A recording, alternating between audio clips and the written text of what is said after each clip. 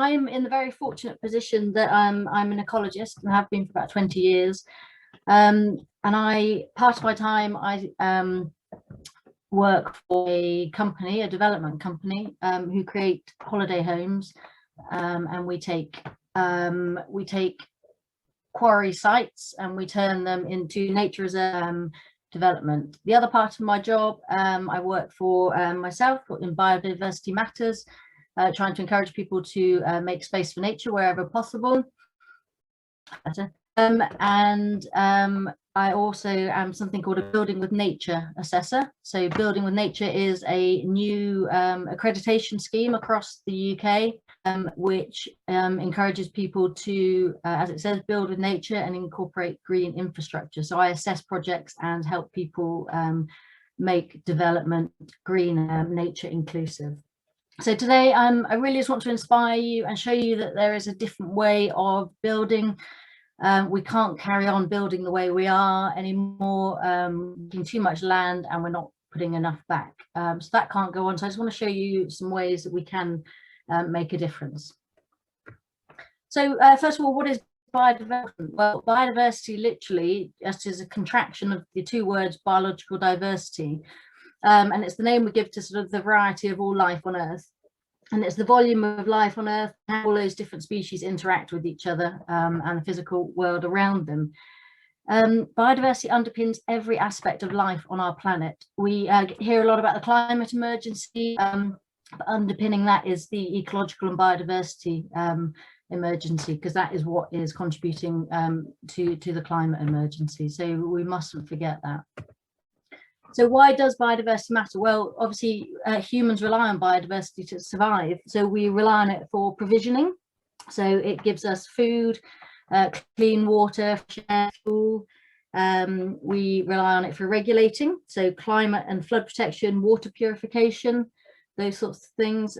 Supporting it, biodiversity sort of supports all of the other services that we need. So you've got the nutrient and the water cycle going on. You've got the soil health, oxygen production, carbon dioxide absorption, habitat provision for life, and also we rely on it for our well-being. That was sort of touched on in the last brilliant talk, and we really do rely on it for our well-being. And I think that lockdown has given a bit of a boost to people, have recognised the value of biodiversity to their own health and mental well-being.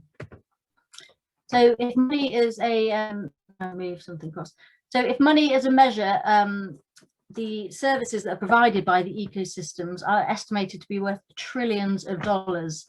Again, it's that fact that we overlook the value of these things, and if we have to make it clear to people, we have to do that with sort of a monetary value, I think, because people just won't see the value of nature otherwise.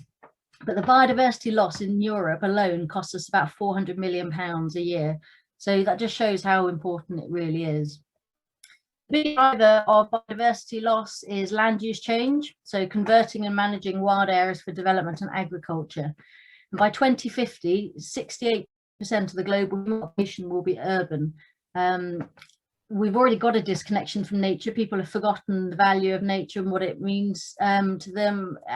By that time that we've got nearly 7% of people living in areas, we've got to ensure that we've got urban greening and that we've got nature incorporated within those urban areas, so that nature still features in people's lives enough so that they found things like where the water comes from when they fill up a glass of water or they have a bath, where that rubbish goes that you throw out. People need to think about their actions more and connect them back to the natural world. So basically we've got to build with and not against nature. So we've got to build better for climate resilience, well-being and wildlife. We want more of what we've got here with the green tick, where you've got flowers, trees. It's nicer for people to live, and we need people in power to back this properly, and we need coming through as the next generation to think differently about going into construction. The government has issued something called Biodiversity Net Gain, which will be out in the next couple of years. And so that means that through habitat creation or enhancement, as part of delivering mandatory biodiversity net gain, scheme to deliver this net gain, and they will have to maintain what they're putting in, the habitat creation enhancement. They have to maintain it for a minimum of 30 years, so that we sort of long-term protection of green infrastructure. So we need to make spaces for nature, because they're creating places that are better for people, wildlife, and for the climate. So how do you build for biodiversity? Well, for one, we've got to protect the existing biodiversity. You know, I'll discuss this in a minute. You've got to look at where your development is. If you're constructing something, look at the wider landscape it's going into, fit it into that landscape, and look at how the landscape can benefit the species that are already living there, or in the area around it. Got to think less hard surfaces, more soft surfaces. Soft surfaces act like a sponge, soak up water. Water is a real issue. You know, sometimes we think we've put in everything that we can for wildlife, and we've built a whole load of houses, but we don't have enough water. It's a real issue that there's not enough water to service a lot of these new houses. So we're abstracting, we're taking water from natural river sources now, to make sure we have enough water for these developments, impacting massively on our river systems. We ought to be thinking native species, pollinator friendly and climate resilient. Look at wildlife friendly lighting, and again look at this sort of reconnecting back to nature. So first of all, let's look at protecting existing biodiversity. Nature isn't the enemy. You'd think that, you know, we've got armies of great crested newts going around and, you know, stop every development in the world, but actually let's stop looking at them like that. You know, let's manage them. Let's look at them, create you know, create newt ponds for them, and make a feature of your development.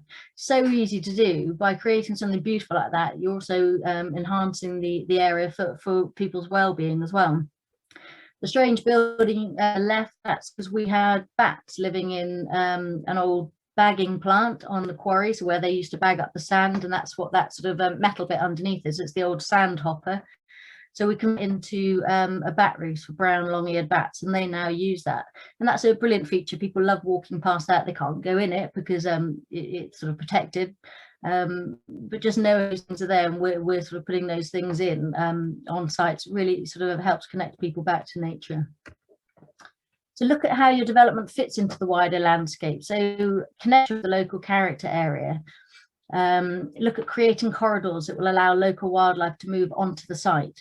So if you know you've got heathland locally, and it's a really important feature of the area that you're building in, you know, look to get the landscaping to have sort of a heathland character, so that you're encouraging those species that already live nearby into your development. If we just tarmac something over, or put in exactly the same landscaping that we do on every development, wherever you put your development, it doesn't matter, you're going to put in the same boring plant species, that's not going to benefit anything. You've got to think a bit more about what you're doing.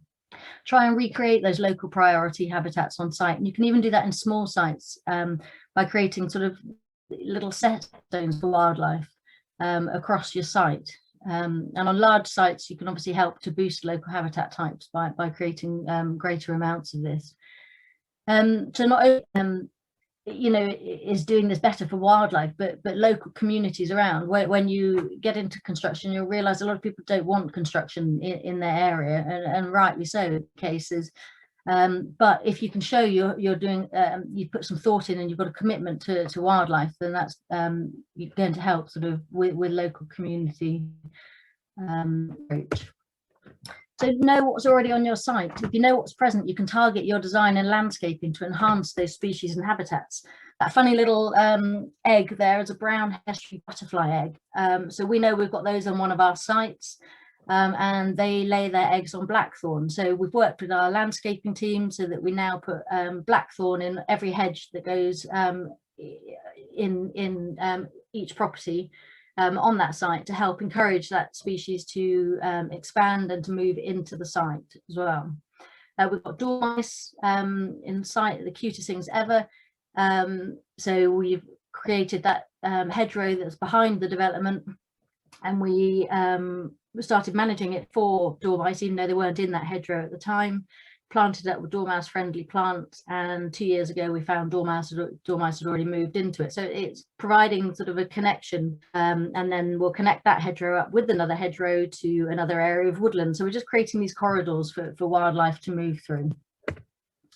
So that sort of brings me to think, create connections across your development. You want hedgerows, you want hedgehog highways, wildflower areas that are creating sort of connections for bees. You might have heard about something called Beelines, the Beelines project, which is brilliant, and that's trying to create sort of across the country all these connected areas that are suitable for pollinators to move through.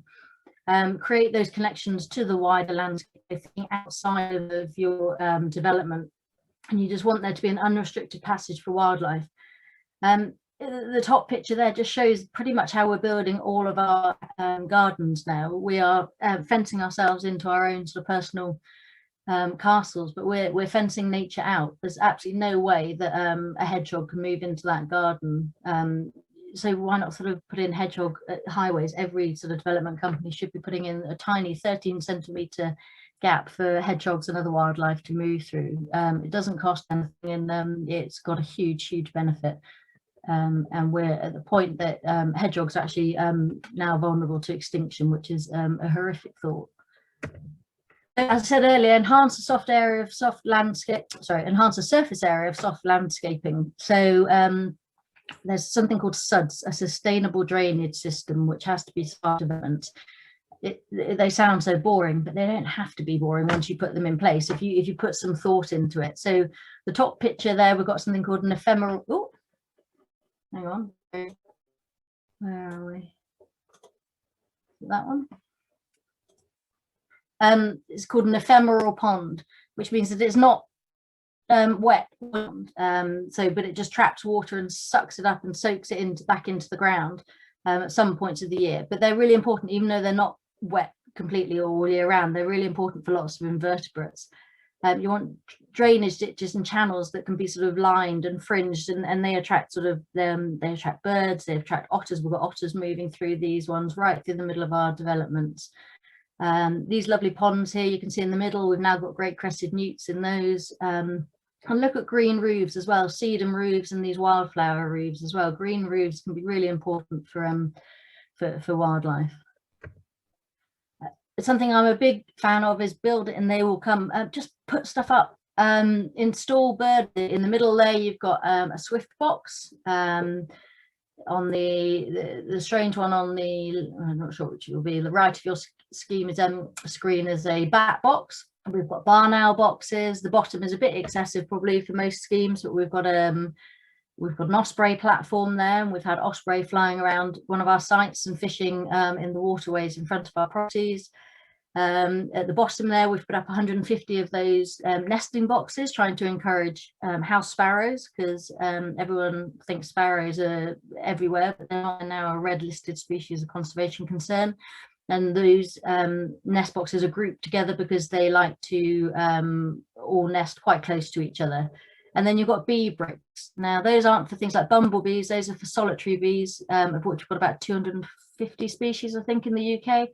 And they will go into those small holes and nest. It's really important we provide for everything. So as an example on that top picture with the little mud nests, martins. So on one of the developments I work on in 2005, we put up 60 house martin nest boxes, like artificial nesting cups, used within about the first year, I think, and we now have 250 nesting pairs a year who come and build their own nests. We provide sort of wet, muddy puddles for them to collect the mud that they need for their nesting sites.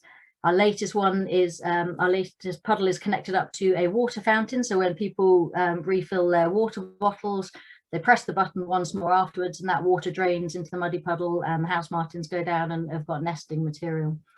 Barn owl boxes we put up, they're quite simple. You can put them on a pole if you don't have a tree, and we've had barn owls nesting in one box within the development for 18 years, and we'll be checking it this year to see. And obviously wildflower, bring wildflower as you can to people's houses. I mean, how wonderful does that picture look at the bottom? So planting should be native. So where possible, let's make planting native, become native wildlife. It is already sort of connected to those species. They're all they all work together already. But we're aware, and you will have to be aware as the next generation coming through, that obviously climate change is happening. So some of our plant species aren't going to be tolerant to the new system, so we might have to look at new planting that's climate resilient rather than just native. So this is a great one. Trees. We need trees everywhere. You know, people are very afraid of trees, but I mean, trees are just brilliant. Look, why trees are so cool. They should be considered part of the urban infrastructure, and they really should be. They absorb rain. They help stop sort of runoff in storm conditions. They take up water from the ground and release it through the surface of their leaves, and that cools the surrounding air in summer. So that's called evapotranspiration. They block the sunlight, so you can shade beneath them. They can help clean up the air by taking in air pollutants. They provide shade for buildings, so people don't have to have air conditioners on in the summer. And obviously they absorb and store carbon dioxide. And the same goes for hedgerows, and both trees and hedgerows are really important as well for muffling sound, so they can be used really well to sort of block sound where you may have traffic going past you know, your development, and that's something to think about. So you're getting that added benefit of sound sort of muffling, as well as sort of the wildlife benefit and the well-being benefit of trees and hedgerows. So connect people to nature. Obviously, in nature, you don't really have an interest in protecting it, but you know, being connected to nature fosters in people the desire to protect the natural world. So where you have got wildlife, you know, put up information boards about it. Try and connect people to that nature so that they start looking out for it. And it was touched on, you know, in the other talk about, you know, green space. Provide things like allotments. Allotments are brilliant ways to get sort of multiple generations all outside together, and that's really, really important. It gives that real unity spirit. Or think about sort of a small orchard within your you know, within the bounds of your development, and that provides free food for people and also get people outside together. Build sustainably. You know, where we've got to think better. We've got to think sort of renewable products, renewable timbers, production. Look at energy efficiency of the homes. Think about air source and ground source heat pumps, and the passive house principle can be applied to homes, so that you've got sort of a minimal thermal bridging within your home. So you have to use your you know, your heating less, and hopefully your air conditioning less as well, if you have it. Reduce our reliance on fossil fuels. We're going towards electric vehicles, but you know, think in your construction, you're going to have to think about how, if everybody, you know, what if there's a block of flats and every one of those flats has 2 cars? How are those people in flats going to charge up a car? You've got to think about providing things like the EV charging points. And this is really responsible water use on site. You know, we look at water treatment and water capture on site. Can you do those on site rather than you know, having to rely on an external sort of water? It's really important, you know, that we protect our rivers as well, because that's often not considered. So you might think, what's the value of nature to developers? Well, I would hope that you've seen from what I've said that there's a great value already, but obviously not everyone's going to feel like that. But hopefully you lot will. But if you build nature into development, it reduce that planning uncertainty. So you have a smoother and faster passage through planning. When you come to the planning process, you know, you'll realize that it can be convoluted, and it will be more complex with biodiversity net gain. But you know, commit to building with nature, and you will have sort of a faster passage through planning. If communities think and know that you're committed to looking after nature, that can be really helpful prior to sort of public consultation to get people on side. It can allocate the right land for development. We've got to, if we're going to build, we've got to build in the right places. You can attract customers who value the benefits of living with nature. It's a mechanism to secure biodiversity net gain, your health and well-being commitments, natural water management and landscape connections. It can turn those ecological constraints, it can turn those great crested newts that everyone's terrified of into opportunities to deliver nature-rich development. And it can increase the value of a property. But this is often overlooked. Management and on sticking up nesting boxes or putting up a barn owl box or committing to green roofs, but then you go and visit these places sort of a few years down the line, and once they've been handed over, you know, those are falling into disrepair. And that's absolutely no use to anyone, no use to wildlife, and you know, you've lost that sort of green infrastructure value that you had. Build in monitoring and making sure these things stay fit for purpose, and that will come with biodiversity net gain. So thank you.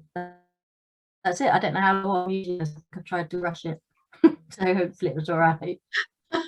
That was absolutely brilliant, Phoebe. Thank you so much. That was great. I don't know if the audience have got questions. If you have, please put your questions into the Q&A. I know that students are a bit reluctant to come forward with questions, but teachers, careers leads, if you've got some questions, that would be amazing. Phoebe, I think I mean, the way that you've shown some of the solutions there, some of the ideas is just so obvious, so practical. Some of them are just so easily applied. What kind of response do you get from the industry when you make those kind of recommendations? So largely I'm working with people who already want to make a difference. So they're coming forward to do, say, the Building with Nature accreditation because they want to be seen to be making a difference. So it is showing that these things are possible. Obviously, some of the stuff that I work on is kind of luxury development, as in the property that you hand over. But those features that we put in around the side, they can be moved from, you know, from site to site. They're very simple. A simple pond, you know, bird boxes, whatever. They don't cost very much money. But it's just the I think there's been a reluctance on the part of developers, because once you put up something like that, there might be a commitment to look after them, which is comes with an added expense. So I deal with people at the minute who do want to be doing more, but I hope everybody soon will be wanting to do more for nature anyway. And some of the things that you mentioned there seem like they're not necessarily big construction-y things. They're actually things that people could do themselves. If some of the students watching this wanted to do more in their own homes, in their own gardens, you know, is there a selection of those, a top 5 of those that you'd recommend people just do and implement? Yeah, so I would say try and get your parents to mow the lawn less, leave a little bit of the lawn uncut until sort of September, and then you can cut and collect it, and that provides sort of homes for insects, and in turn that will attract things like hedgehogs, bats, birds. Look at sort of providing more for your pollinators. The more invertebrates you've got flying, the more of them, the other you know, the creatures you will attract. Oh, my bugbear, don't put down any of that awful plastic turf anywhere. That's a total barrier to nature and offers nothing for nature, and is a real way to exclude nature rather than include it. And simple things like putting up a bird box and putting out some bird food, and you'll be amazed at what comes into your garden.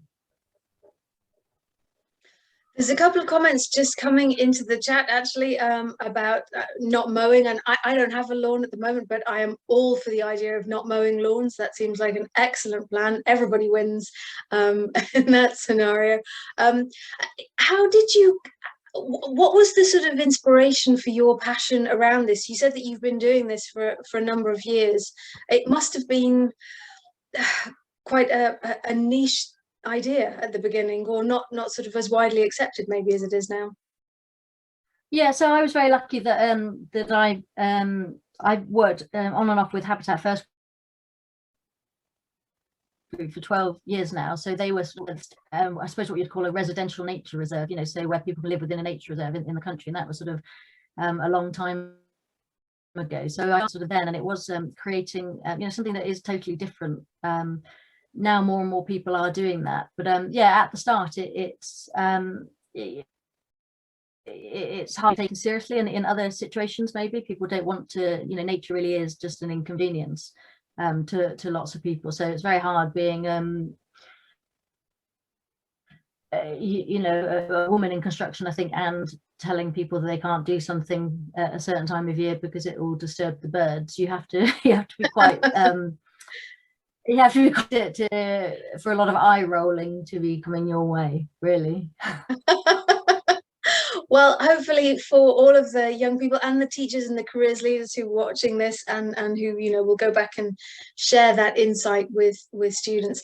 If that's okay, Phoebe, I'd love to put your slides and things up on Best Connect, and I think you're over there as well. If there's more questions, more comments, please get involved. This is just the beginning of the conversation, and I really want, I know that we've got some job profiles up on Best Connect already, but they're just information from prospects, which may or may not be accurate LMI. So please get over there, ask your questions, talk to Phoebe, and just sort of inspire yourselves, your young people that you represent, to come and be part of this, because really we've got to start solving some of these problems, I think. And as you rightly say, Phoebe, for the rest of construction, it's sort of, they work to very tight deadlines. So anything like pesky nature that slows things down can be a bit unpopular. Yeah, it can, certainly. Can I just say one thing to all the younger people out there? Just don't panic about what in the future. Things change, and your sort of pathway through what you want to do may change. You know, very few people sort of set out to do exactly you know, what they want to, but that doesn't matter, because you learn skills all the way through that you can take onto each of the next jobs and into that pathway. So it's all about learning, and less about, you know, panicking. You might have deviated slightly off the path that you wanted to do.